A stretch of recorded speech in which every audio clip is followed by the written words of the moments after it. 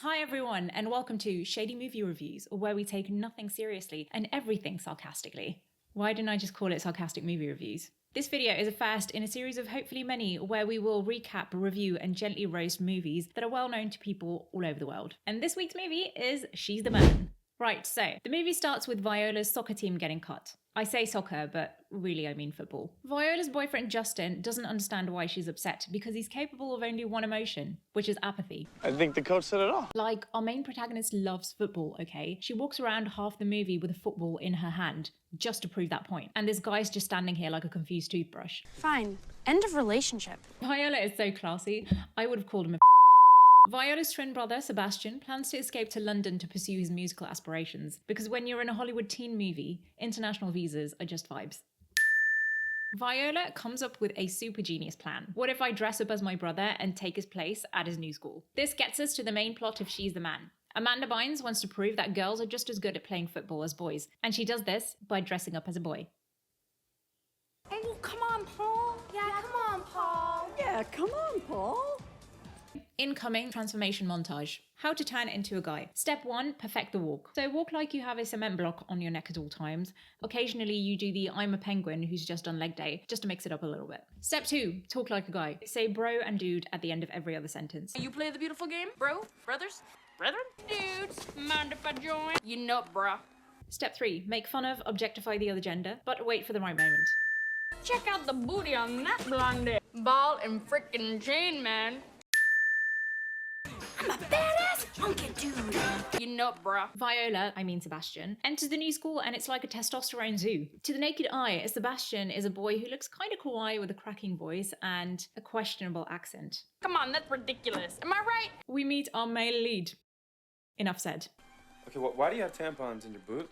Ah, this iconic gem. I get really bad nosebleeds. So you stick them up your nose? This subtle interaction shows you how masculine men would deal with any period product. Look, I'll just show you how to do it. Men have backed up from the tampon like they get pregnant by association. I'll show you how to do it. Show you how to do it. Relax, guys, it's not Horcrux. It absorbs right up. That's disgusting.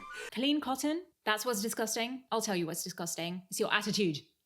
Viola tries out for the football team and gets second string. Whatever the hell that means. There is a wacky principal who tries to relate so hard to his students by saying inappropriate shit. All that sexual tension. But really he just looks like he's an insult away from becoming the villain in a teen musical. Welcome, welcome, welcome, welcome, welcome, welcome, welcome, welcome. The incompetent school system works out well for Viola because the principal is incapable of distinguishing the difference between Viola with a wig and her brother Sebastian. Just look at that. 2 peas in a pod, right? Viola tries really hard to fit in and be one of the guys, but really she just looks like she auditioned for NSYNC and the Spice Girls simultaneously and got rejected by both groups. Viola's girlfriends help her out by making her look like the man in front of the guys, but no one's questioning why all of Sebastian's exes somehow show up at the same restaurant at the same time. We meet Viola's girlfriend Monique, who has the best comeback in the whole movie. 1-800-BIATCH. Oh no, sorry, I meant this one. Girls with asses like mine do not talk to boys with faces like yours.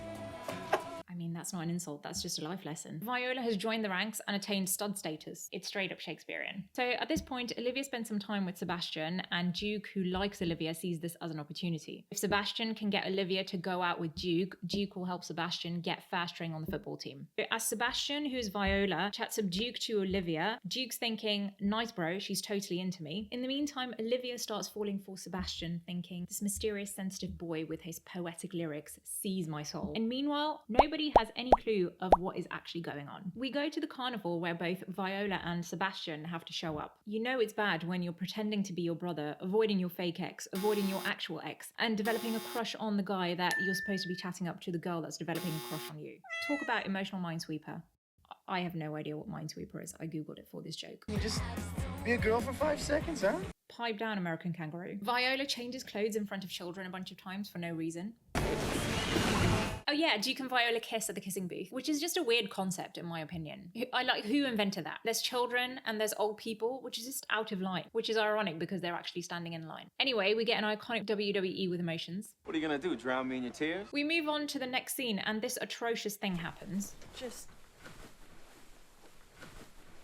Moving on, Viola gets First string for the Cornwall game.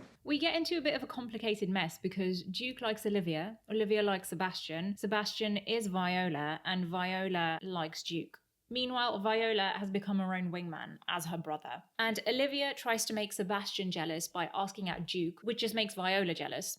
This is not a love triangle. This is the Bermuda Triangle. People enter and logic disappears. Shit starts to hit the fan when Monique enters the picture.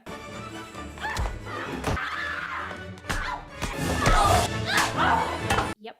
The real Sebastian comes back from London to school. Olivia somehow doesn't question why Sebastian's getting off a taxi with luggage, and she kisses him. And Duke sees it all. Whole thing. Sees it all. And it all comes down to the final soccer game against Cornwall. Apparently America also has a Cornwall. The real Sebastian ends up playing at the football game and he gets questioned by the principal as to his gender affiliations. Sebastian Hastings is a girl. And Viola replaces him mid-game and has to prove she's a girl. I love you. I beg your pardon? What? All right. What are you... That's just a little weird. There is a pants-dropping, shirt-lifting gender reveal because the solution to being found out is flashing an entire stadium of people, much like the characters did in Shakespeare's Twelfth Night. Anyway, Viola participates in the game with her hair loose. Pretty crazy if you ask me. And she scores. The most surprising thing in this entire movie is that no one makes a fuss of Viola impersonating her brother and toying with people's emotions. Viola's ruse is exposed. Olivia discovers that the person she had emotionally connected with for the first time turned out to be someone else. Duke discovers that when he let his friend in on his emotional vulnerability for the first time, it turned out to be a complete betrayal. And no one is traumatized. I have seen WhatsApp groups with more emotional fallouts in this movie. We as a society truly have so much to learn from a movie like She's the Man. So Duke now likes Viola, Olivia likes Sebastian, and no one likes Monique. All is good with the world. The message of this movie is loud and clear. Gender is fluid, love is chaos, and identity theft is just foreplay. Oh, hello, lovelies. If you like this video, then please do give it a thumbs up, subscribe, and watch this space for more videos like this. Bye!